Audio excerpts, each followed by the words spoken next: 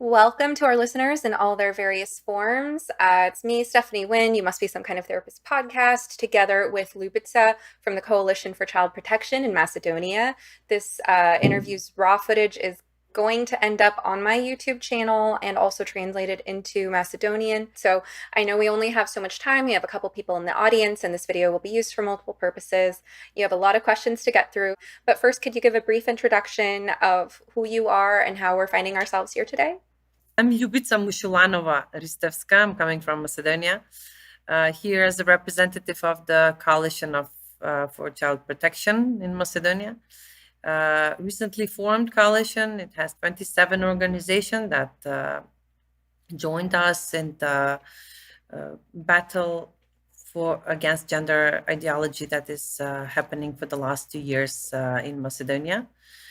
We started to have a huge LGBTIQ lobby in the government, and it's pushing changing of law systems and implementing gender ideology in the education system. So the parents started to organize itself to fight with it, and this is how after 2 years we ended up having a coalition and other several organizations to connect with each other and work with each other to help parents to protect their children. So I'm a mother of 2 boys and also have another function. I'm a president of a parent school board in my school, and this is how everything started. So we are really very active, and we are trying to make people aware of the differences and the trouble that the gender ideology will bring to this conservative society that we live in. Okay, great. Thank you. So I know you have several questions. Let's just go ahead and dive in. Yes. First of all, because I would like you to introduce yourself. Who are you? What do you do? Why do you do it? And we are really very appreciated that you accepted our invitation to do this webinar about the gender ideology. So go ahead. Sure. So, in brief, my name is Stefani Win. I am a licensed marriage and family therapist in the state of Oregon in the United States. I have been practicing for 9 years, licensed for 6. I've worked in a variety of settings. And over the last few years, I've been increasingly concerned about the sort of standard of care for how therapists are expected to treat the rising phenomenon of so-called gender dysphoria. And so I've done a ton of research. It's become my obsession for the last few years. And I came out publicly about a year ago. After immersing myself in the research, that's when I joined Twitter, started blogging, started building the podcast that I launched in May of this year, 2022, because I felt like I needed to speak out about these issues. So I am still a therapist in private practice. I no longer work with adolescents or anyone presenting with gender complaints because I can't adhere to the standard that is expected of therapists to follow. I can't practice the affirmation model in good conscience. So what I do instead is I work with, a broad population of people with a number of presenting problems, but also parents who are concerned for their children. I'm a safe place for them because a lot of other therapists, if the parents turn to those therapists, they'll be told to affirm. And I can actually see them as good parents, not bigots, and validate their concerns and talk about the complexities of the mental health situation in their family. And increasingly, I'm working with detransitioners and desisters. I consider myself an advocate for victims or survivors of gender malpractice. And I'm currently working on a book, which is a really daunting project that I'm just at the beginning of. But it's a book that I'm tentatively calling the Detransition Survival Guide. Oh, that is so nice to hear. Okay, so first of all, could you explain what is the difference between gender dysphoria and gender ideology and being trans? And what is the background of both, reasons for being diagnosed with gender dysphoria and reasons for considering oneself as trans? And what are the symptoms, manifestations of both of them? Right. So, traditionally, it used to be called gender identity disorder in the DSM-4. Now in the DSM-5, the Diagnostical and Statistical Manual of Mental Disorders, version 5, it's gender dysphoria. But traditionally, this was a pretty rare diagnosis for people, typically males, typically from a young age, who had a severe and persistent sense that they were the wrong sex. And what we know about the history of gender dysphoria, it was rare. It was primarily males. Going through puberty was a struggle, but ultimately most people who had gender dysphoria in childhood would come out of puberty having resolved their dysphoria. And amongst males, they would typically either grow up to be, well, so a lot of males presenting with gender dysphoria early turn out to be gay. So that's sometimes called the homosexual, transsexual, or HSTS if they do choose to pursue transsexual medical procedures.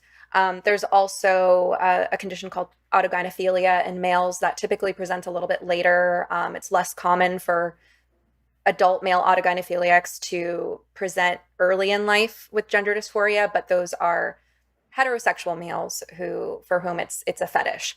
But that's kind of the classic presentation, the most common variety before it became, let's call it what it is, trendy, right? So it was Yes. rare, and the standard of care was something called watchful waiting, which is basically, let's just basically see if it goes away on its own through the natural process of going through puberty and grappling with the body that you have, grappling with your sexuality, and allowing for desistance.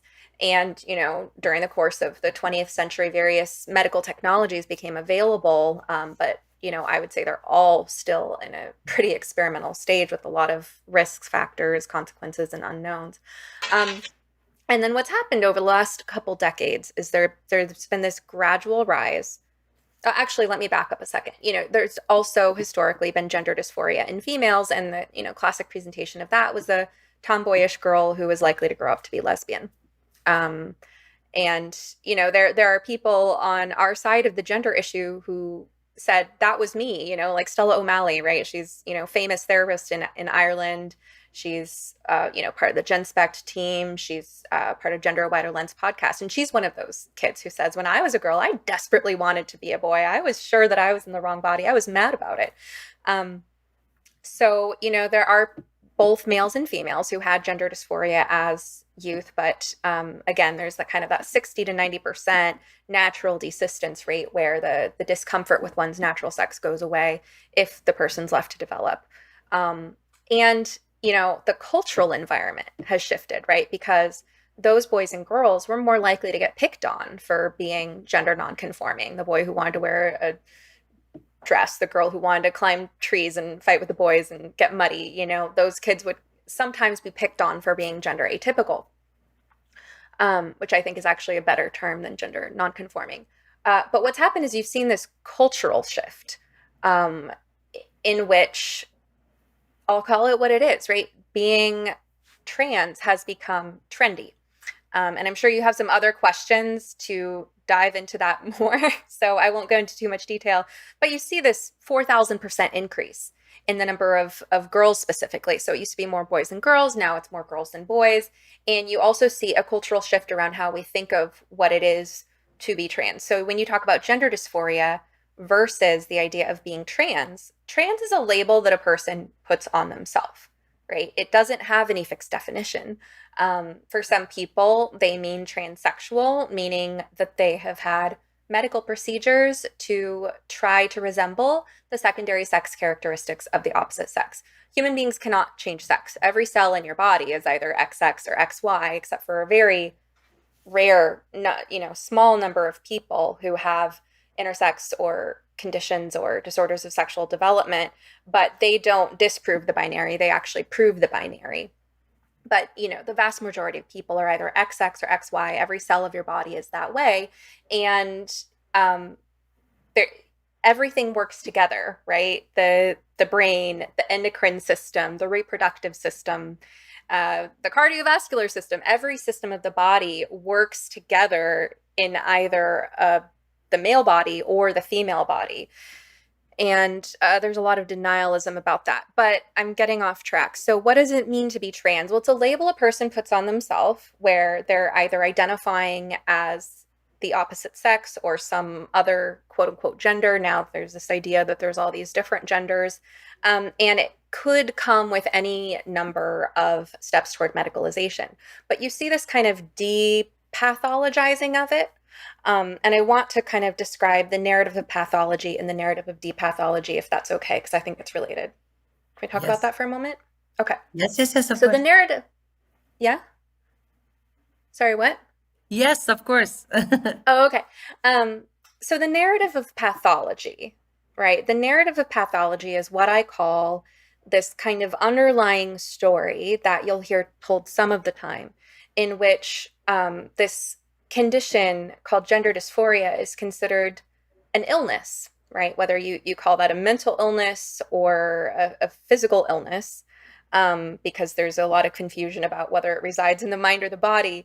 But it's this illness that requires extreme treatment, right? So things like drugs that will alter the course of your entire life and invasive surgeries are typically reserved for severe conditions. So an analogy would be metastatic cancer, right? If someone has metastatic cancer, then they need both a surgery to remove the tumor and they need chemotherapy and radiation. Those are harsh, invasive, expensive, consequential treatments, but they're worth it if the alternative is death, right? That's when the risks and benefits kind of support that level of intervention.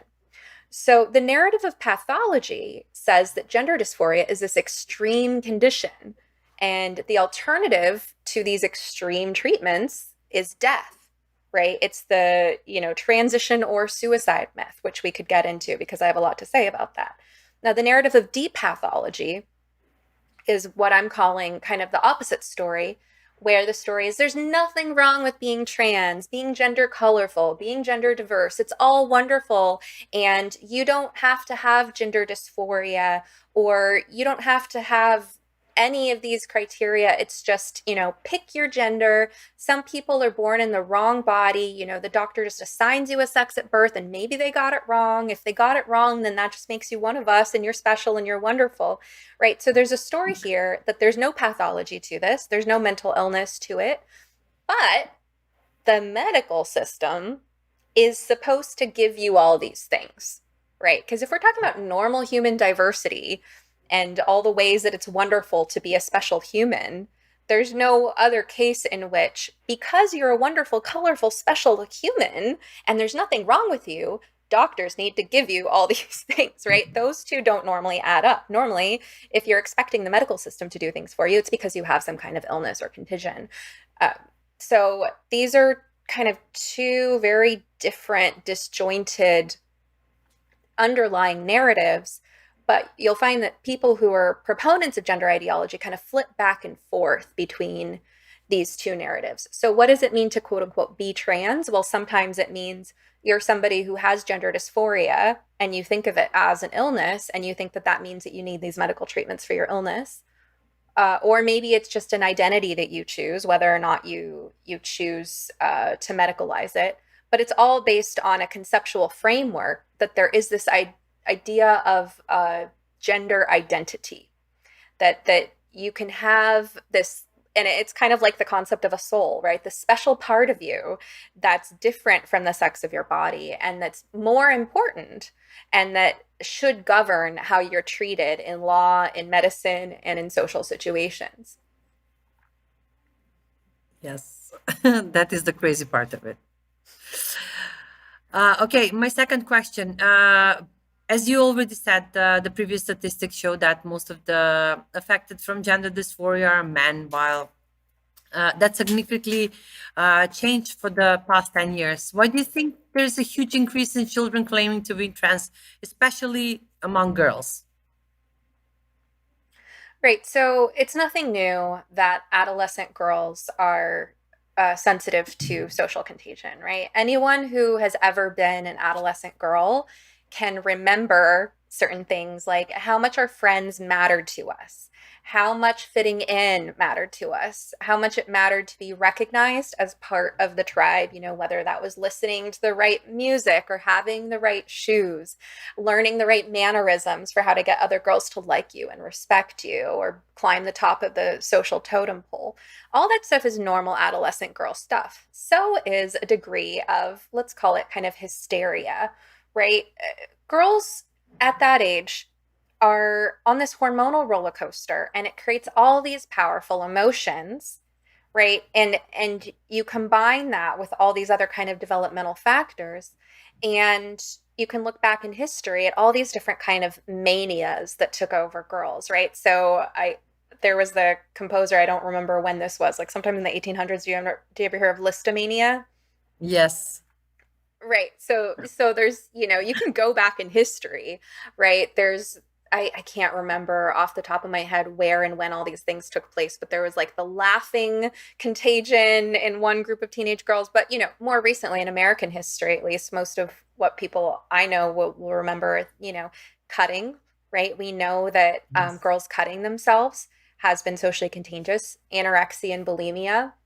Yes, Um, that too. and then in the field of just mental health in general, there have been some kind of contagious ideas. The idea in the 40s and 50s that people needed lobotomies as a form of mental health treatment, or the repressed memory syndrome, right? So there are these trends and crazes. One way to think about it is like a mind virus, or, Richard Dawkins' meme theory, which Gad talks about in The Parasitic Mind. The idea that I like to think of it as like we have a psychological immune system that protects us from various forms of illness. And in teenage girls, they haven't really developed a robust psychological immune system yet. In other words, they haven't developed a strong sense of self. How could they? They haven't had enough life experience.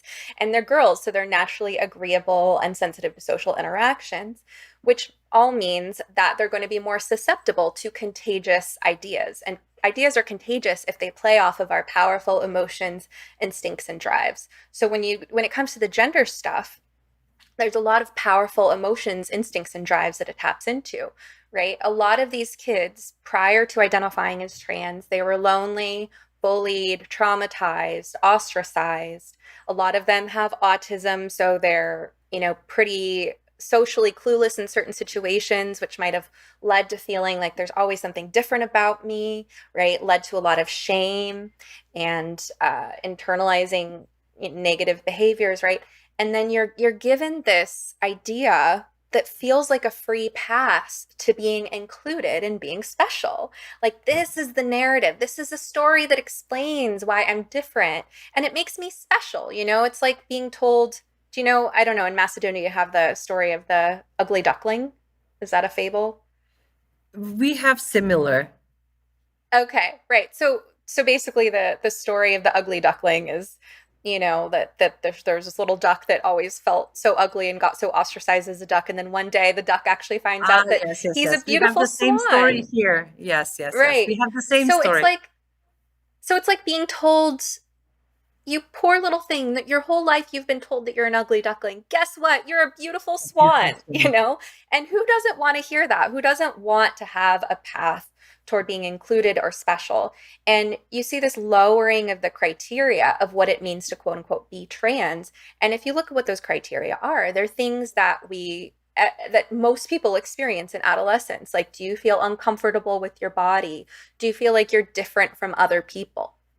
And what we're leaving out of the picture here is that these girls many of them have survived sexual trauma, sexual assault, and they've been exposed to a sexualized culture. Their peers, adolescent boys, even if these girls haven't had their own sexual trauma, their peers are watching pornography, the likes of which no previous generation has seen. I mean, the porn that boys and girls have access to from an early age is abundant and extreme, and it creates this highly sexualized culture. Plus, you see on social media what it is to be a female is, to be like an Instagram model. So these girls are basically being sent this message that what it is to be female is to be a sexual object who's expected to perform this version of femininity that looks impossible and uncomfortable and humiliating. Right. And they're being shown all of this through porn, through social media, through how their peers are treating them, through how people are talking about things. And they're like, if that's what it is to be a woman, I would love to opt out. Like, get me out of that. Do not put that on me. Right. And then, what to speak of the girls who've actually been physically sexually assaulted or who've gone through more intense harassment. So there are all these reasons that the idea of opting out of womanhood is very appealing for girls. And then the answer is just given like candy, like, come here, little kid, don't you want to be a beautiful swan? Testosterone will solve all your problems. Plus, there's this kind of narrative about euphoria, the idea that you feel this gender euphoria, that you feel so wonderful, right? And of course, there is that initial honeymoon stage when someone starts taking a new drug. Testosterone is a really powerful drug, and so is estrogen for males, right? Plus, when you've been sold the idea that this thing will solve your problems, whether it's getting a binder or your parents affirming your name change or getting a mastectomy, when you're sold this idea that getting that next stage will make you feel better, then there is that honeymoon phase, right? And plus, if you've done something extreme to yourself, then the human psyche is it's a very complex thing. It'll get to work to convince you that you've done the right thing and haven't just made a drastic mistake. And sometimes that means you'll kind of double down on believing and reinforcing that you've done the right thing. But those are short-term results that we're seeing when people talk about gender euphoria or they talk about their dysphoria dissipating. There was like a study that came out recently that was looking at people's subjective ratings of their chest dysphoria and how it changed after 3 months post mastectomy. We're talking about teen girls. That's not the right length of time to be following up. If you're going to remove a girl's breasts forever, I don't really care how she feels in 3 months. I care how she feels in 5 years, 10 years, 30 years, right? Yes, Plus, exactly. is chest dysphoria the right thing to be measuring if the reason a girl is uncomfortable with her breasts is that she's been surrounded by social media telling her that she should feel uncomfortable with her breasts rather than surrounded by positive influences of, responsible women who can say, yeah, that's totally normal to be uncomfortable with puberty. Yes, having your period sucks. Welcome to womanhood, but we're going to help you get through it. That's what these girls need. Yeah, but usually kids are really insecure when puberty comes, so Right. we usually have to support them and not encourage them to go to dysphoria process. Okay, my next question. From your experience, what would be the best way for us as an organization to protect the children from this ideology and keep them safe from the gender affirming operations and drugs? Right. So can I ask about where are things at legally right now in your country with how psychotherapy is regulated? Do you have laws against quote unquote conversion therapy? Yes. Well, right now we have a huge changing of the laws. They tried 6 months ago to change the identification in the personal documents for changing sex. But then we interfered a lot and we stopped that process in the parliament. We sent letters to the parliament, and the law was withdrawn from the parliament, and that didn't succeed. But I'm telling you very quietly, they are really changing a lot of laws. And especially the most important law was changed 3 years ago nearly, the education law, the law for the education system, the primary education system, that was changed.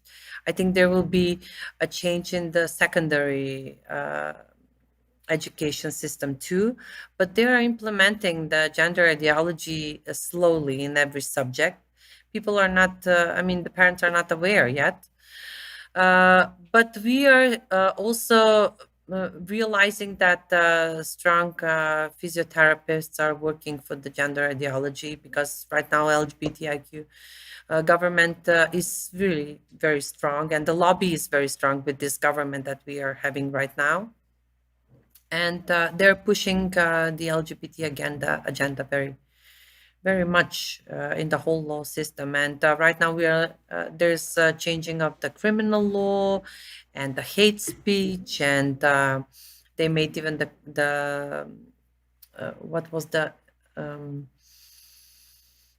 they're forming some government bodies that they will follow us on internet and on the social media if we are spreading the hate speech. And some of the members already got some court issues with that, and the psychologists are also divided.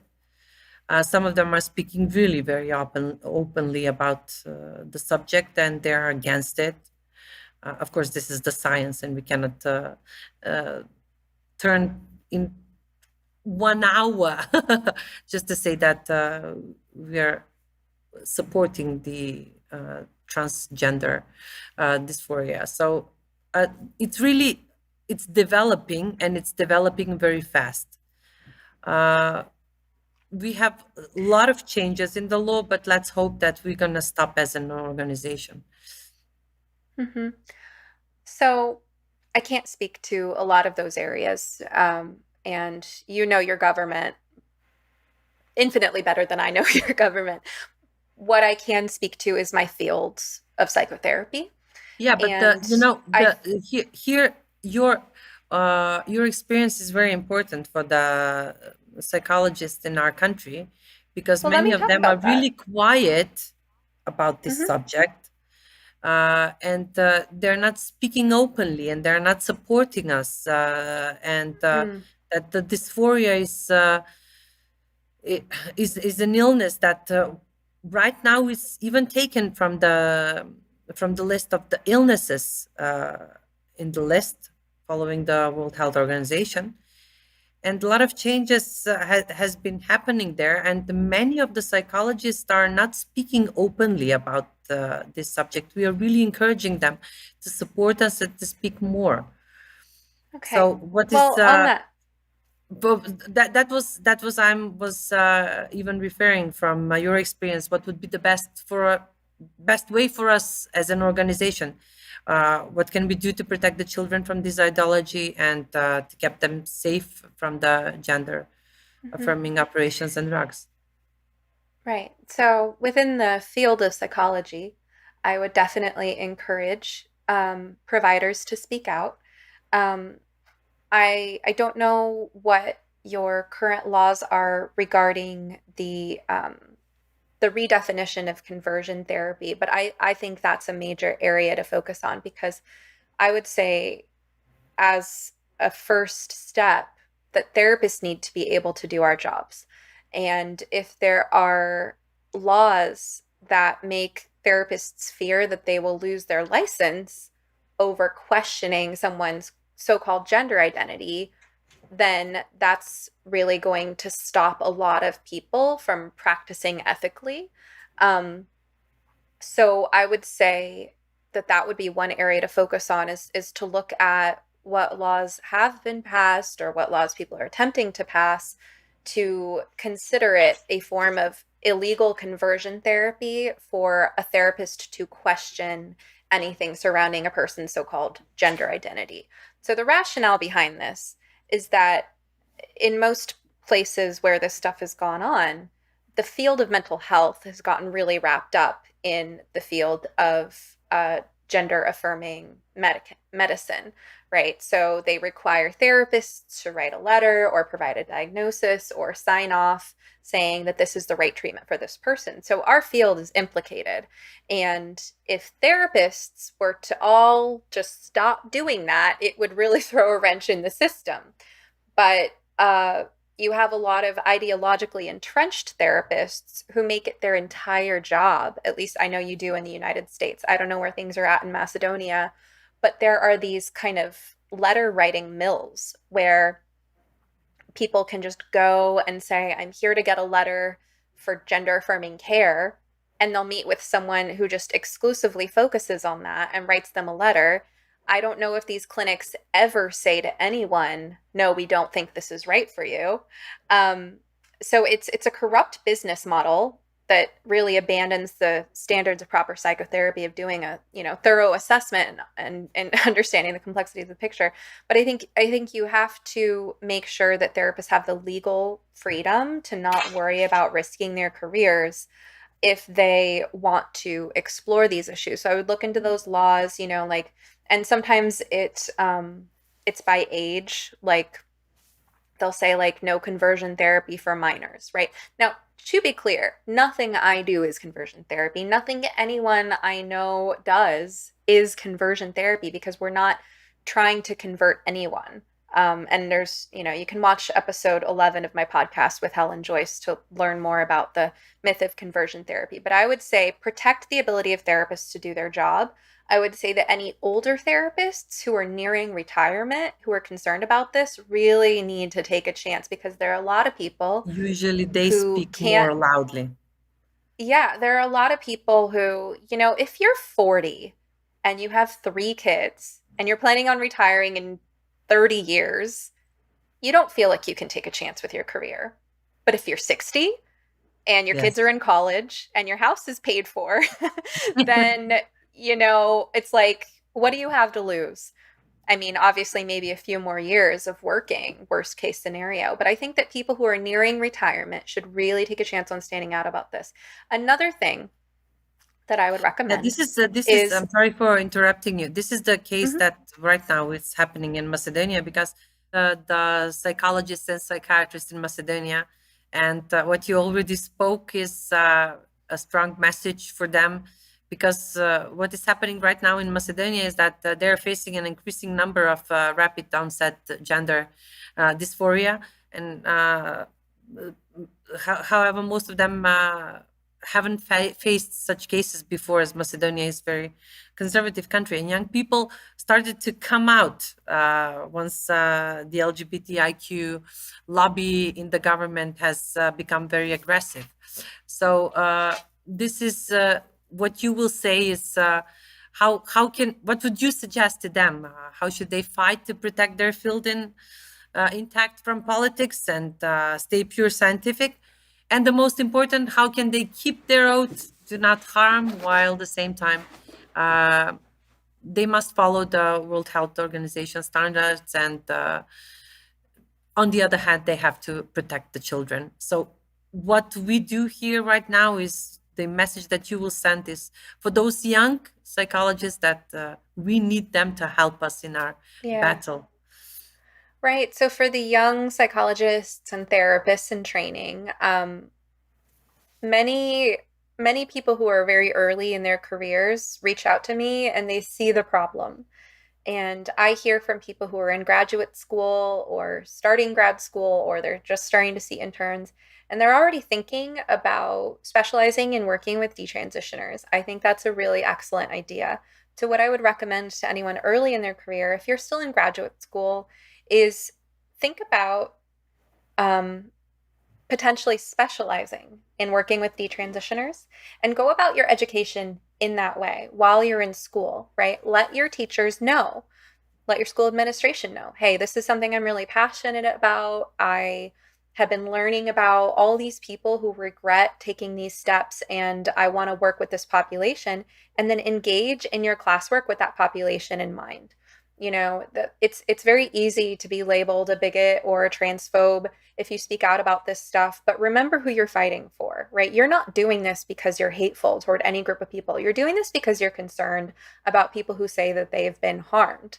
That's the reason we're fighting, right? So go Yes. about it thinking of yourself as a disability rights advocate, if that helps, because you are advocating for people who have had certain physical abilities taken away from them by medical malpractice. That's another way to put it. You're helping malpractice victims. And that's a very special population with very special needs and very low rates of trust in our profession. What about the advice for parents? So, what would be your best advice for them? How can they protect their children when a gender ideology is already implemented in the school and the textbooks talk about gender identities? What should they do to their if their child comes out as trans?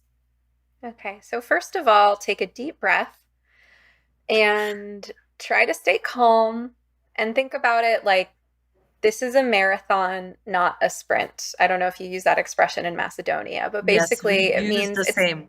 okay, right? So it might be a while, okay? And you don't want to burn out early, and you don't want to get reactive in a way that's just going to push your child further away.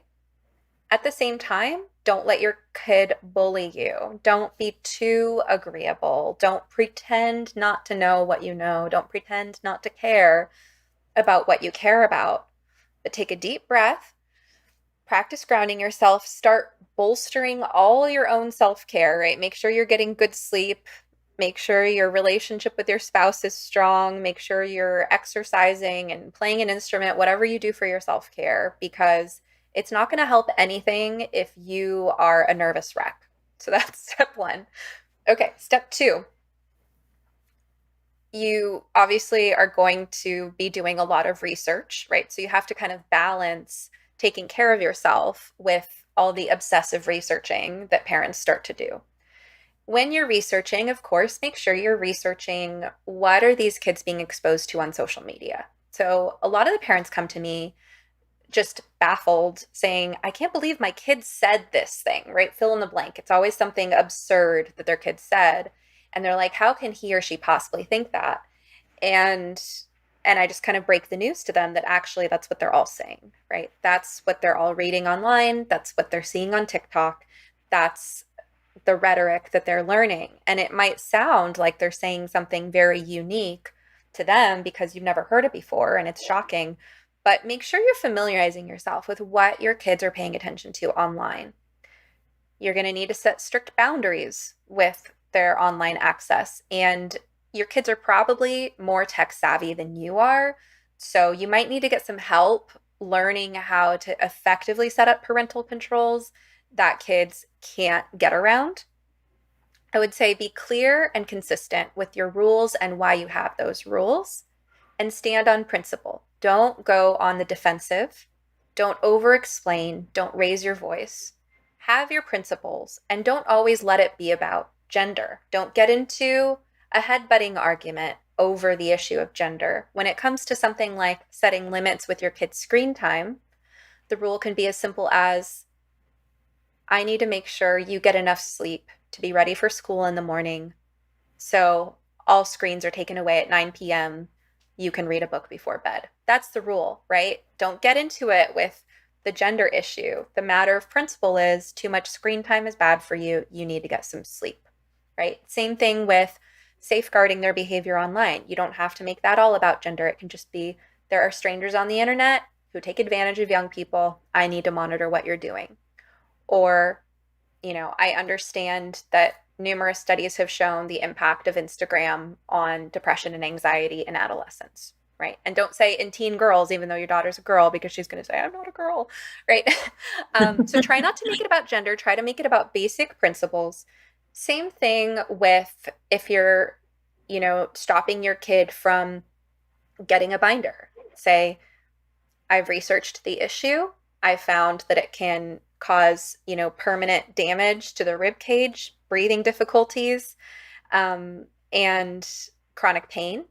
And I'm not comfortable allowing my child to harm themselves. It's my job to get you to adulthood healthy and happy. And you can hate me all you want, but I'm your mom. That's the rule. So try to make it about principles. Don't make everything about gender. Don't take things they say at face value because they've probably been consuming a certain script, a certain narrative online or through their peers and friends in school. And just think of it as maybe the possibility that my kid's in a cult, right? And that they're saying what people say in that cult. Now, your kid will try to reject parts of themselves, parts of you and your family. They're going to rewrite history. They're going to, scream and throw tantrums when you call them their name. They're going to, refer to the name that you gave them as their dead name. They're going to, call you names and try to hold on tight. It can be really painful to see your kid treat you that way. But again, stand on principle of, this is the name I've given you. It's, you have a nickname at school, you're experimenting with identities, fine, but again, stand on principle. If you refuse to call your daughter he, for instance, have a principle for that. I'm a biological realist. I believe in our sexed bodies, and that's what I base my assessment of someone's sex on. End of story. Try not to get defensive, and try to keep a close relationship with your kid, doing things that you've always enjoyed doing together, doing things that your kid loves that are healthy, connecting with family, friends, connecting with your community, people who've always known your kids, people who are positive influences. Hold an expectation that your kid will still participate in those activities, that they will still come to family dinners, that they will still come to your church group if you're a person of faith. And if they want those other people to, quote unquote, recognize their gender identity, it's going to be on them to explain it because you don't agree, right? So a lot of kids want their parents to not only, quote unquote, affirm their identity, but they want their parents to do the work for them of introducing them to people as the he, him, and all of that, right? And don't cave in. Just say, if you want to tell people you have a different name, that's on you, but I'm your mom and I'm not doing that for you. So just hold some boundaries, try to maintain a close connection. Don't get into a dogfight. Don't get defensive. Don't argue over things that are ridiculous, and try to take the pressure off of the gender issue. Thank you so much. That would be very useful for some of the parents that are facing this kind of issues. And finally, our last question, where can people find you? Are you available for free consultations or advices? Are you available to respond to some questions that parents and people from Macedonia might have for you? Sure. So people can find me in a number of places. So my podcast is called You Must Be Some Kind of Therapist. That's available on every podcast platform like Apple and Spotify. It's available on YouTube. But this interview that we're having will be on my YouTube channel. And increasingly, as I think I explained earlier, people are increasingly contacting me wanting advice on different things. And so I basically offer two routes. So I offer what I call a free public consultation, which would be like this sort of thing, right? We can have a conversation that will benefit other people, and I'll share it on my YouTube, or I do private consultations and I charge a fee for that. I can be followed on Twitter at SomeTherapist, on Instagram at SomeTherapist. My website is sometherapist.com. Of course, what I do publicly as Some Therapist, as You Must Be Some Kind of Therapist podcast, is not therapy. My private practice as a therapist is separate. It's just here in Oregon, and that's called Real Talk Therapy PDX. So I only serve people in Oregon. Nothing I do in the public eye constitutes therapy. It's just me coming from my personal experience and sharing what I'm concerned about with the public. And so when I offer consultations, it's not therapy. It's more talking about this sort of thing. Now, people can also reach out to me if you need help finding a therapist, or people who are victims of gender medicine. I can help in a few ways. So I can help them look for a lawyer. I don't know any lawyers in Macedonia, though.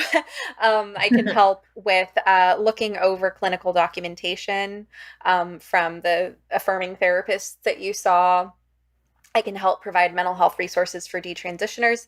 And then with my book, the working title for the book that I'm working on, it's going to be a while, but it's Detransitioner Survival Guide. And the way that I'm currently working on the book is I'm forming relationships with detransitioners and asking them to email me, and they can write to me about anything. Of course, we start off with a contract. I have people sign a contract before we get into anything, because I want to make sure the expectations are clear. But once we've agreed to work together, then again, this isn't therapy. It's just kind of a free correspondence. You write to me and I write back, and I try to say something helpful, basically. And then through the process of writing back and forth about what detransitioners are struggling with, I hope the book will come out of those letters.